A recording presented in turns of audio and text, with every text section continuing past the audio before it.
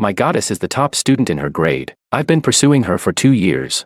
Only to find out that she's bound to a charming heartthrob system. The more I pursue her, the higher her college entrance exam scores get. She flirts with the top students from every class, while keeping me on a string. But every time I feel like giving up, she gives me a little ambiguous hint. She says, "Actually, you're really great. Girls love guys like you, those quiet, caring, and devoted warm men. I'm just a little slow to warm up. Can you give me some time?" And so, like a fish that had bitten the hook, I was tugged around by her, pulled back and forth. Then, just before a mock exam, I actually heard a mechanical voice coming from her body. The voice said, "Congratulations, host. You've delayed George's exam so he could buy stationery for you. Charm value plus 13. For this mock exam, you will score 13 points higher than last time." At first, I doubted if I was hearing things. But when the exam results came out, she actually scored 698 points. Exactly 13 points higher than her last score of 685. Chapter 1. Willow is my desk mate. Something I once dreamt of. She was a rebellious girl who turned her life around and is now the school beauty of School A. When Willow first entered the school in the first year, she was just a girl who spent her days on makeup and dressing up, and her grades were at the bottom, often causing her parents to be called in. But not long after, her grades started rising steadily. Like a high-performing stock, she climbed all the way to the top of the grade, and she has never come down since. In the past 2 years, she hasn't taken a single step back, becoming the goddess in the hearts of both teachers and students at School A. Back in our first year, Willow was my desk mate. Because of her outstanding looks and her impeccable style, she received many love letters, breakfast deliveries, and desserts from boys. She would always act cute and call me George brother, asking me to share some of her breakfast and desserts that she couldn't finish when her grades were poor. She would often cling to me after school, asking me to teach her how to solve problems. As time went on, I slowly started to like her. I always thought she was a girl who was both ambitious and cute, someone worthy of my affection. So when I heard a system notification coming from her, I didn't think much of it and even thought I might have imagined it. But when the results came out, with a 13-point improvement, I was stunned. Willow thought I was shocked by her results. She waved her hand in front of my face and proudly smiled, saying, "Aren't I amazing?" I gathered myself and tried to calm the turmoil in my heart, searching for words. "Willow, your grades are so good. Do you have any study secrets?" Hearing this, she lifted her chin, looking serious, and said, "Nope. I don't need any secret. It's all about hard work, step by step. If it were before, I might have agreed wholeheartedly, but now, I found it a bit laughable." I lowered my head, flipping through a textbook I hadn't properly looked at in a long time, my mind a mess. "Is that so? I almost forgot. When did I become the one who was no longer number one in the grade? I used to be the so-called genius in the eyes of my teachers and classmates. Now, when did I start to accept those blank test papers and single-digit scores, even taking them for granted?" Willow snatched the book out of my hands and boldly made a request. She said, "I broke my record again in this exam. George, let's go celebrate." I didn't say anything, but her voice became sweeter. "Let's invite our classmates too, and go to that Countess Hotel for dinner. I heard their banquet is a provincial-level masterpiece. Can we?" I looked up at her. Her eyes were sparkling, waiting for me to agree. I asked, "Who's paying?" Willow blinked and said, "Of course, it's me paying. You'll cover the bill." Have you ever seen a couple where the girl pays for the date? She was always like this, giving unclear hints about our relationship, making me foolishly fantasize and willingly become her ATM. However, this time, I didn't comply with her wish. I said, "Even if that were true, it's because they are a couple. What are we? And don't mention bringing other classmates along. That's not even a date." Willow thought I was pressuring her to accept my confession, to admit I was her boyfriend. So she looked at me with a pitiful expression and said, "But our main task now is to study hard." I interrupted her. "Of course I know we need to study, so don't worry about treating anyone to dinner. Focus on your studies." After rejecting her, I didn't say anything more and took out a test paper to work on. In the past, whenever I was upset, I would do a test paper. I never rejected studying, but I had pushed aside my studies for Willow, mostly because she was always so demanding, asking me to choose between studying and her. Choose between helping Willow pick a jewelry box for class or listening to the lecture. Choose between helping Willow level up and completing homework. Every time I chose her, I heard the system notification from Willow. The system said, "Host, detected that George refused to treat classmates to dinner at a 5-star hotel for you. We regret to inform you that your charm value has decreased by 15. In the next exam, you will drop 15 points." Chapter 2. Willow panicked. She kept pestering me, blocking me from doing my work. She acted all cute and said, "But I've already told my girlfriends that if I break my record this time, I'll treat them to a meal at the Countess Hotel." George, if you don't come, how am I supposed to explain it to them? In front of other teachers and students. Willow always played the cold, unattainable beauty. Only with me. She would act this spoiled and playful. Every time Willow acted this way, I couldn't help but soften. I always thought she was special to me, that she had feelings for me, but now it seemed all of it was an act. To confirm the effect of the system attached to her, I pretended to be persuaded and reluctantly agreed. All right then. I'll have my dad help me book a private room. We'll go there for dinner tonight. The next second, a mechanical voice sounded, and the system said,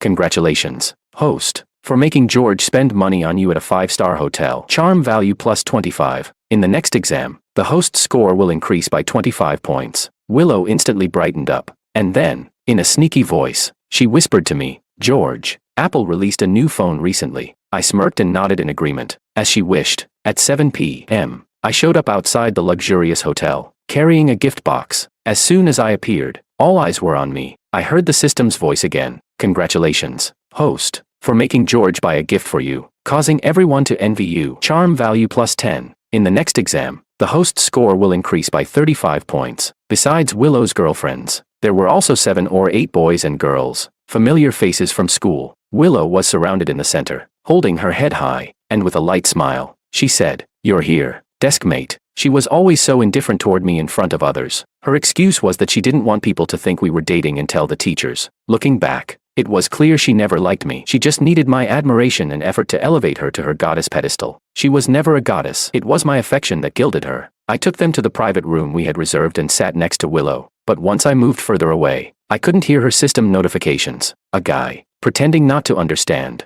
asked me why I was sitting next to a girl. Wasn't that a bit too forward? His words implied that I was harassing Willow and clinging to her. I recognized him. Makoto from the experimental class, a poor student who lived on just 5 yuan a day, 3 of which were spent on buying Willow breakfast. Yet Willow always looked down on him. And in the end, all that food ended up in my stomach. I was about to tell him to mind his own business, but Willow spoke up. "George is my deskmate. It's perfectly normal for him to sit next to me." Makoto smiled and tried to probe the nature of Willow and my relationship. He asked, "Really? Just deskmates?" Willow replied, "What? Don't tarnish our pure deskmate relationship." She then hooked her arm around the girl next to her and joked, "My relationship with George is even purer than mine with Anna." As soon as she said that, a few of the guys subtly smirked. Makoto took a big gulp of his drink and gleefully said, "Simp, simp. In the end, you'll have nothing." I was speechless. The others laughed along, and Willow played the innocent, acting like she didn't understand. I pretended not to hear and asked the waiter to take Willow's order, which earned even more disdainful looks from the others. After all, I was just one step away from being outright called a simp. Yet I wasn't even bothered. It was as if I had no shame at all. While Willow ordered food, she worked her charm on the group of boys and girls. She said, "Let's get a stew pot. It's really good for our health as girls. Also, let's order some lobsters, 2 each. The boys should try the roast suckling pig. You're at that age when you should eat more meat." She considered everyone but didn't even mention me. The others kept complimenting her as the school beauty, rich and pretty. Willow's face showed a hint of smugness, and she proudly said, "I'm really happy today. You can all order whatever you want. Don't worry about saving money for me." Chapter 3. During dinner, I put some thought into it and finally figured out the source of that strange sound coming from Willow. She had a heartthrob system. As long as a top student acted like her simp, her charm value would increase. Those charm points would then be converted into her scores. Meanwhile, the academic achievers she lured were drained of their luck and distracted by her flirting, leading their grades to plummet. No one suspected her. She was good-looking and academically excellent. So to everyone, it made perfect sense that boys liked her and pursued her. It wasn't that no teacher had looked into the decline in those students' grades, but they were all blamed on the useless simps. For example, me. Everyone knew I was Willow's simp. I could go to the girls' dorm to clear the toilets for her. I could break school rules for her. I would be late and stand outside because I was buying something she wanted to eat. Because of simping for her, my grades dropped from being number 1 in the grade to dead last. Willow always said my family was rich. I was an only child, and I would inherit the family business sooner or later. Whether my grades were good or not didn't matter to me. I didn't need to be a top student myself. As long as I hired employees who were top students, that was good enough. Gradually, I started to think that having good grades didn't matter at all, and all I cared about was being with Willow. Now, it was already the last semester of senior year. If it weren't for hearing the system's notifications, I would have gone to whatever city Willow was accepted to for university and bought a house there, just to live with her. She used my downfall to elevate herself, and I wondered, could someone like her actually have feelings for me?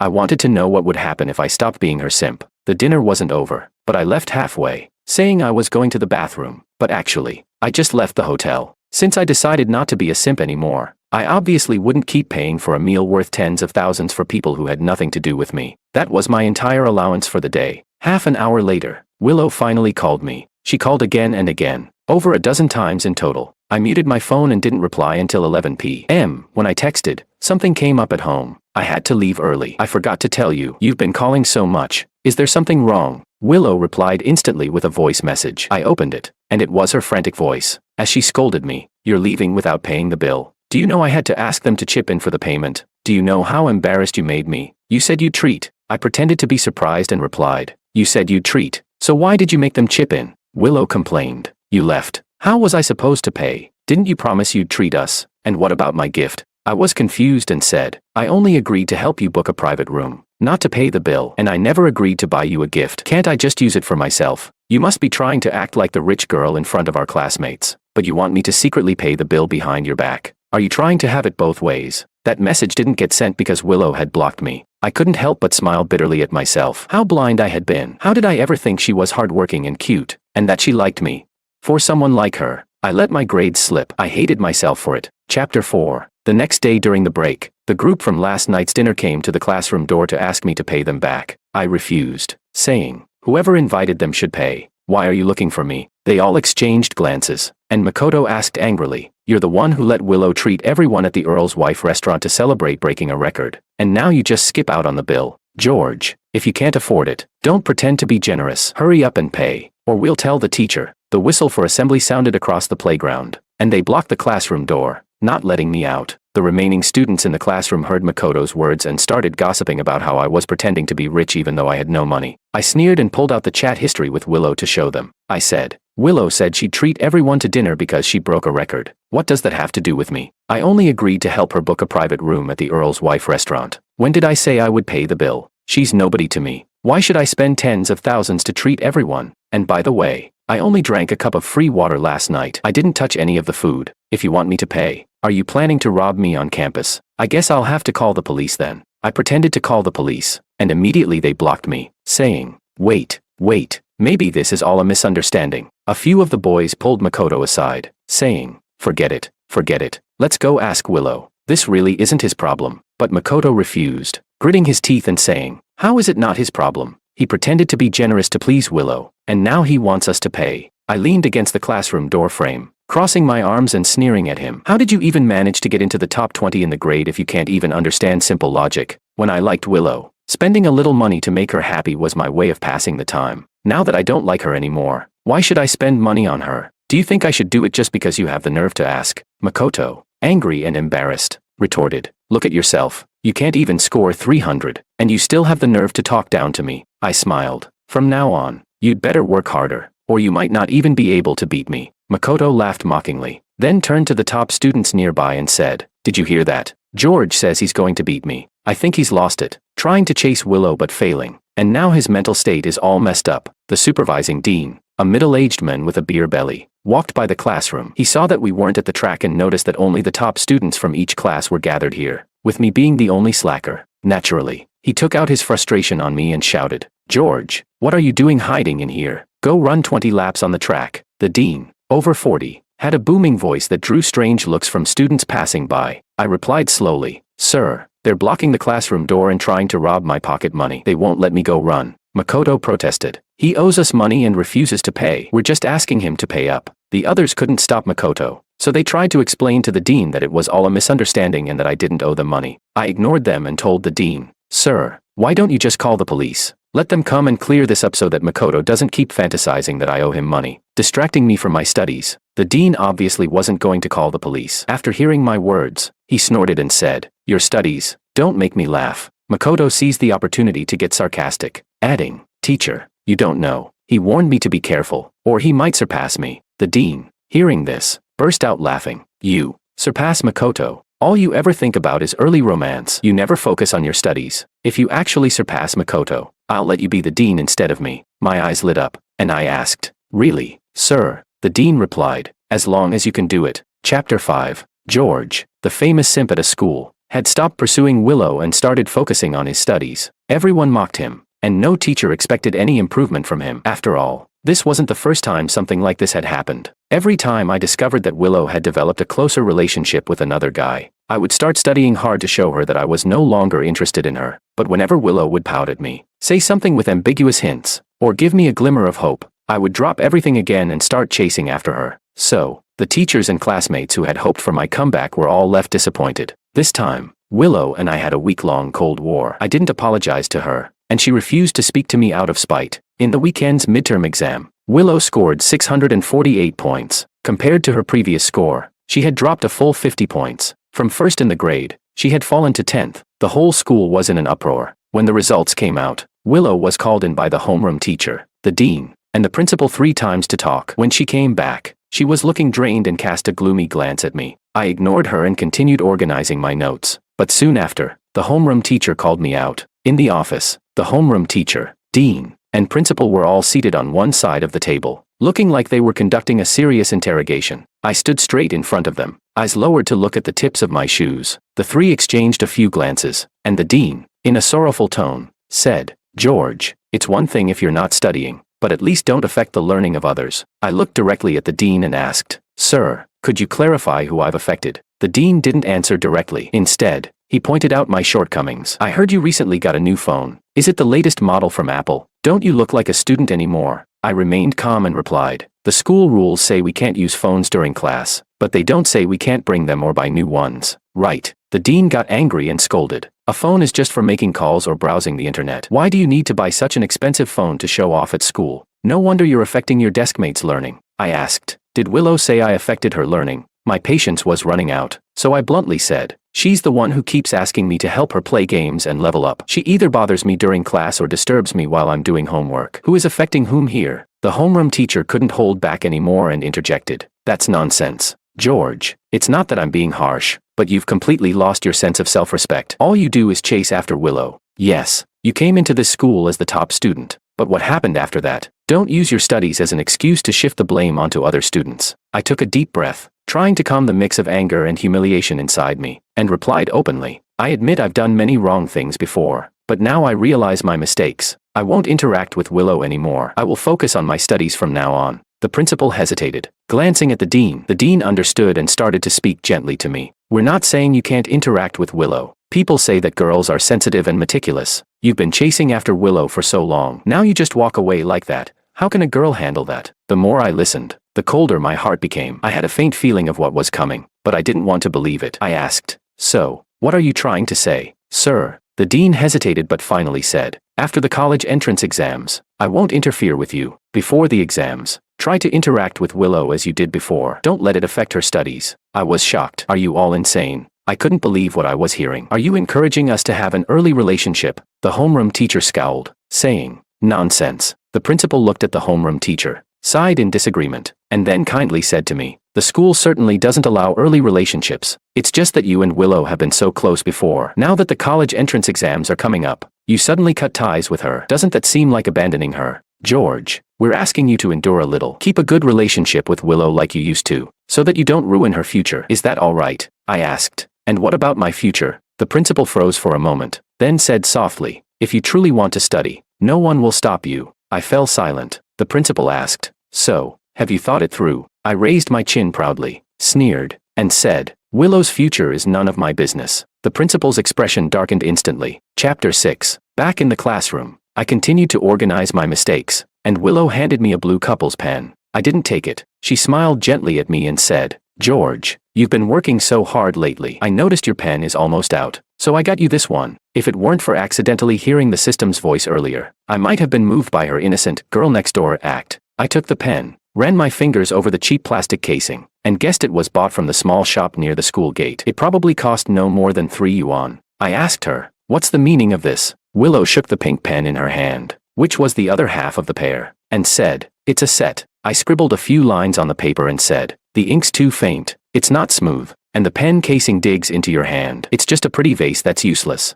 I threw the pen back at her and said, "Get something better." Willow was stunned, as if she didn't recognize me anymore. She must have thought that by giving me this pen, I'd come around, keep pursuing her, and resume being her simp. She didn't expect that I wouldn't fall for it anymore. The system chimed in. "Host, it has been detected that George has rejected the couple's pen you gave him. We regret to inform you, your charm value has decreased by 10. In the next exam, your score will drop by 10 points. Willow snatched the test paper from my hands and said urgently, George, is it because of the dinner last time? I said we were just pure classmates, and you've been mad at me ever since. I was just afraid others might misunderstand and tell the teacher. I reached out to grab the paper back, my anger flaring in my chest. I gritted my teeth and said, give me my test paper back. But Willow, with a look of grievance, hugged the paper to her chest in a way that made it hard for me to grab it. Her eyes welled up with tears as she said, George, I don't blame you for skipping out on the bill last time. Don't be mad at me anymore. In the next moment, I stood up suddenly, kicked Willow's desk over, and the textbooks and snacks inside the desk spilled all over the floor. The entire class fell silent. Willow stared at me in disbelief. I glared at her, firing questions one after another. Why do you think you can take my test paper? Do you even realize how soon the college entrance exams are? You don't study, and yet you don't want others to study. What exactly is your agenda? Willow awkwardly handed me the paper back, her voice quiet as she said, I was just joking. Why are you making such a big deal out of it? I scoffed and said, who would waste their life on such a pointless joke with you? By the way, with your background, you couldn't even book a room at the Countess's restaurant. If you wanted to treat me, you could have asked me to book a room for you, and I would have asked my dad to help you. But no, you blame me for not paying for the tens of thousands in meal costs and tell everyone I skipped out on the bill. Willow, we have nothing to do with each other. Stop bothering me for no reason. I sat down and resumed looking at the test paper, adding coldly, and don't come to me with anything again. Chapter 7. During the class meeting, the homeroom teacher moved my seat to the back near the trash can. Not only that, but she also said during the meeting, some students don't focus on their studies and have their minds full of thoughts about romance. Once they use sweet words to win someone over, they then abandon them, causing their grades to drop. Such trash should be with the trash. The homeroom teacher almost called me out by name, and all the eyes in the class shifted toward me. I didn't lift my head and kept writing in my notebook, ignoring them. Seeing I didn't react, the homeroom teacher sneered and said, such thick skin. Let's see how long you can keep up this act. In some ways, my skin really was thick. When I was a simp, I didn't care about the scornful looks of others. Now that I was focusing on my studies, I didn't care about their sarcastic remarks either. At lunch, Makoto came in through the back door of the classroom, saw me by the door, and dramatically covered his nose. Oh my god, it stinks. Doesn't it bother you? I didn't look up and kept writing, irritated. Go away. Makoto wanted to get angry, but when he saw Willow walking over, he quickly changed to a polite demeanor. He said, I'm only paying attention to you because you're Willow's deskmate. Otherwise, I wouldn't care about you. Willow called my name, almost pleading. George, let's make up. I'll talk to the teacher and have your seat changed back. I impatiently replied, you can go too. Makoto snapped. Willow, this kind of person doesn't appreciate kindness. Don't waste your time on him. Come on, I'll take you to the cafeteria. As soon as Makoto spoke, I heard the familiar system notification. Detected that George rejected your attempt at reconciliation. We regret to inform you, your charm value has decreased by 10. In the next exam, your score will drop by 10 points. Congratulations. Host, Makoto invited you to join him at the cafeteria. Your charm value has increased by 5. I looked up at Makoto and warned him, are you sure you want to eat with Willow?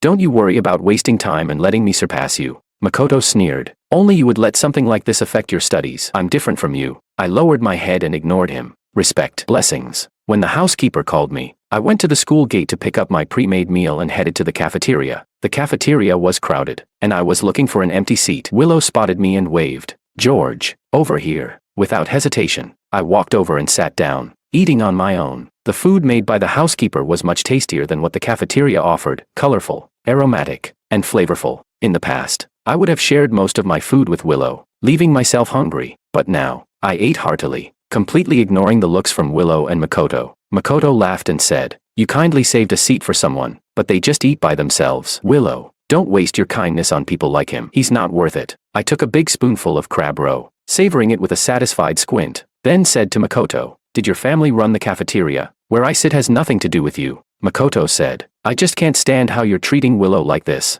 I responded, how I treat her has nothing to do with you. Makoto retorted, a student, speaking so rudely. No wonder Willow doesn't like you. I shot back, whether I'm rude or not, it's none of your business. Makoto slammed his chopsticks down, glaring at me with hostility. He snapped, you can only talk big. Let's see how well you do in the next exam. I responded, what I get in my exams is none of your business. Makoto was speechless. Chapter 8. In the end-of-month exam, I improved from over 1000th place to 200th. My dad specially hired a student from Tsinghua and another from Peking University to tutor me one-on-one. The two of them broke down the high school material and fed it to me piece by piece every day. Fortunately, I had a good head on my shoulders and was willing to put in the effort. After the results came out, my dad doubled the tutors' salaries. Willow dropped from 20th place to over 30th. It wasn't much of a decline, mostly because of Makoto. She could still get charm value from him, but the amount he could provide her was limited. Why exactly? I wasn't sure. Makoto, having his fortune stolen, dropped by more than 30 places as well. He and Willow were both called to the office by the class advisors from 2 different classes. Makoto didn't feel ashamed about it. In fact, he was proud that he and Willow were summoned to the office together for a chat. I couldn't help but admire him. He loved to bash simps, but in reality, he was the biggest simp of all. I had figured out the origin of Willow's grades. The charmer system she had would give her the answers corresponding to her charm value during exams. All Willow had to do was copy them down. This meant that deep down, she was still that naive girl, the spiritual little sister from the start. When the grades were announced, the homeroom teacher's attitude toward me worsened. She called me the class's termite and ordered me to take my desk and chair outside to listen to the lesson. I refused to go, so she stopped teaching. The classmates tried to persuade her, but she was stubborn and refused to listen. She was determined to save face at my expense. After a half-period standoff, the class monitor suggested, "George, why don't you just sit by the door? You won't disturb the class that way." I replied, "Why should I?" I retorted sharply, word by word, addressing the homeroom teacher. "Are you sure you don't want to teach?" The homeroom teacher hated me immensely. She said, "A garbage like you, who ruined the provincial champion's future, should count yourself lucky just to be allowed to listen outside." I nodded. "All right,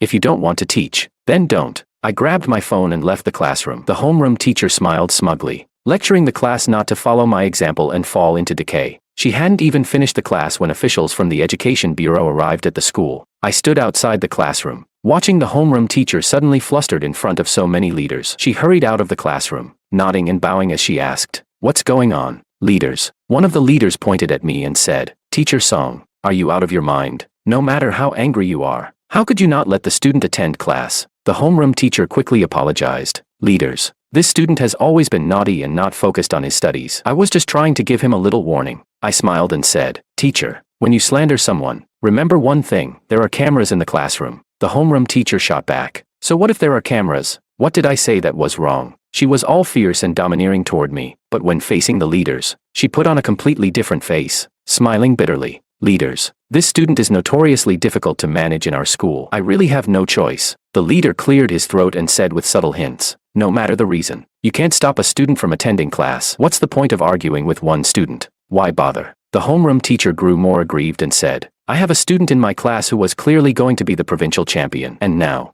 this kid has ruined his future. How can I not be angry?" The leader sighed and became more direct. "You're an experienced teacher. You should know the background of your students. Getting a demerit for this isn't unjust." The homeroom teacher looked stunned. Her mouth opened as if to say something, but she was too shocked to speak. The leader ignored her and kindly said to me, "Good child, go back to class." Chapter 9. Originally, when the homeroom teacher was replaced, the class had a lot of complaints about me, but within a day, the school replaced her with a younger homeroom teacher. Not only was she excellent at teaching, but she also knew how to energize the class and make learning fun. No one ever felt bored or drowsy in her lessons. Gradually, no one cared about what had happened to the previous homeroom teacher anymore. Willow's grades continued to drop, falling to 65th place, and the gap between her and me, once over 1,000 places, had now shrunk to 20. Willow couldn't keep her composure any longer. At the graduation ceremony and coming-of-age celebration, 1 month before the college entrance exam, she held up a scarf, which I wasn't sure where she had bought it from, claiming she had knitted it herself, and publicly confessed to me. The school had specifically arranged the coming-of-age ceremony 1 month before the exam to allow students one last chance to relax before fully focusing on their studies. It was rare for someone to confess at this time, considering that if the confession failed, it would not only ruin the relationship but also jeopardize their future prospects. Willow held up the scarf and gazed at me with deep affection. The surrounding senior students were silent for too long. When they finally got a piece of gossip like this, they screamed and cheered as if they had taken some kind of stimulant. I glanced at her and said with a half-smile, "What are you doing?" Willow's cheeks turned red as she shyly said, "You've always been my desk mate, my George. In the past, you liked me so much and treated me so well, but I never accepted your confessions. Now, it's my turn to pursue you. It's my turn to confess to you. Will you be my boyfriend?" I replied, "No." The system immediately notified me. "Host, it has been detected that George rejected your public confession with all your might. Regretfully, your charm value has decreased by 30. In the next exam, you will lose 30 points. Willow looked heartbroken, tears welling up in her eyes as she asked, "Why?" I said sincerely, "You're not good enough for me." Willow choked back tears, saying, "George, I was wrong. After you left me, I realized that I couldn't accept the reality. I couldn't focus on my studies anymore. I replied, "Oh, you really are something." After rejecting Willow, nothing in my life changed. I continued to study relentlessly as usual. I had already finished high school material while revising. My 2 genius tutors even started teaching me some university-level material. I studied happily and painfully at the same time. In the first mock exam after the coming-of-age ceremony, I placed 3rd in the grade. Makoto was ranked 135th. From then on, I noticed I never encountered the head teacher anymore at school. When I finally saw him, as soon as he spotted me, he immediately turned and walked away as if on fire, his beer belly shaking with every step. However, more impressive than my progress was Willow reclaiming the top spot in the grade. She even broke the highest grade record in the school, scoring 704 points. Chapter 10. After hearing about my results, Willow rolled her eyes and said, "No matter how hard George tries, what's the point? As long as I want, he'll always be under my feet." I paid closer attention to Willow and soon realized she was juggling several boys at the same time. These boys were all well-known academic elites in the grade. During breaks, I followed Willow a few times and vaguely figured out the rules of the charmer system. I speculated that the charm system might work based on how well it satisfies worldly vanity. The better it fulfills these desires, the more charm points one could earn. As long as the academic elites were willing to do something for Willow, she would immediately gain a considerable amount of charm points, which could then be converted into grades. This is also why Makoto's charm points were limited, because being with him didn't make Willow seem particularly charming to others. I got the contact information for those 5 boys, created a group chat, and named it, "The Backup Guys of Willow and Me." Their grades had all dropped to varying degrees. I quickly muted them and told them that if they continued to have anything to do with Willow, their grades would suffer even more. I said, "Believe it or not, I'll be updating Willow's next exam scores in real time in this group. 701 points, 692 points, 705 points." I cursed in the group. Who the hell is this good at licking? You guys not going to college? The scores kept updating. Some people left the group, while others joined. 680 points, 666 points, 674 points, 630 points, 650 points, 626 points, 588 points. I sent a thumbs up in the group and said, "Good job, guys. Love the beautiful woman more than the kingdom." Eventually, the scores in the group stabilized at 523 points. As everyone waited, Willow's score for this exam indeed dropped to 523 points. From being first in the grade to outside the top 100, I unmuted them. Facts speak louder than words. The group fell into silence. After a long pause, someone sent a message saying, "Time to be a real man." After that, they left the group. Once someone started, messages like, "Time to be a real man," kept popping up, followed by people leaving the group. Willow's score dropped from 523 to 436, then 368. Word spread, and no one bothered with her anymore. Chapter 11. After the college entrance exams, Willow came to find me and tore off her mask. She bit her lip and said, "Did you already know about the system? Why did you do all those things that hurt others but don't benefit you? Now that I don't have the system, you're feeling better." I nodded seriously, amused, and said, "Without the system, how many points could you score? 400? 300? Probably not even 200, right?" Willow was so angry that she stomped her feet, wishing she could strangle me. However, just as the spiritual little sister was charging at me, I tripped her with my foot, causing her to fall to the ground. She lay there, crying and throwing a tantrum, accusing me of bullying her. A few male classmates gathered around and, after giving Willow a contemptuous look, said, "George, we'll vouch for you. She wasn't paying attention while walking and tripped herself. She deserved it." Someone else added, "Strange, looking at her now, she's not even that pretty. I used to think she was my goddess." After that, the group of us started heading out to eat, casually chatting and complaining about the college entrance exam results. Someone asked, "Which school are you guys aiming for?" Someone else replied, "I want to go to C University. I heard their cafeteria is amazing." Another person said, "But D University has more beautiful girls. I think I'll go to D University." Are you guys picking schools based on that? Don't you care about the majors? Someone else answered, "Well, whatever major you choose, you'll regret it later anyway." When the results came out, my score was 717, 4 points higher than my predicted 713, and I became the most unexpected provincial champion in the school. On graduation day, the new class teacher's face was about to split from smiling. She held my hand and kept praising me. "I never expected this. I really didn't expect it. We got a provincial champion out of nowhere. Ha ha ha ha. Ha ha ha. Thanks to Teacher Song. Thanks to the Education Bureau." Before the TV interview, the principal specially brewed me a pot of Westlake Longjing tea with his treasured leaves. He had a big grin on his face, so overly friendly that it made me a bit uncomfortable. He said, "George." At first, The school was a bit too aggressive, but our intentions were always for your good. I never expected you to be so diligent and bring honor to the school, the teachers, and to me. The school has prepared a generous scholarship for you and is even planning to create an exclusive glory corridor for you on campus. Right at the front, the principal rubbed his hands together and said, "We hope you'll speak highly of the school's support when you're in front of the media." How does that sound? I nodded honestly and said, "Of course, I will express my gratitude for the school's support." During the interview, I made sure to mention the school and the principal. I said, "I'd like to thank the school for encouraging me to fall in love early before the exams, all in the name of improving my grades. I also want to thank my former class teacher for making me listen to lessons outside the classroom, letting me enjoy the spacious corridor." I shifted my gaze to the pale-faced principal and smiled graciously. I said, "I am who I am today, thanks to my alma mater." Since my batch, a school had completely declined, and the city's top school spot was taken over by the equally ranked experimental school. As for Willow, she never showed her face again. I heard she scored just over 200 points, but who knows which school she'd get into. Who cares? Anyway,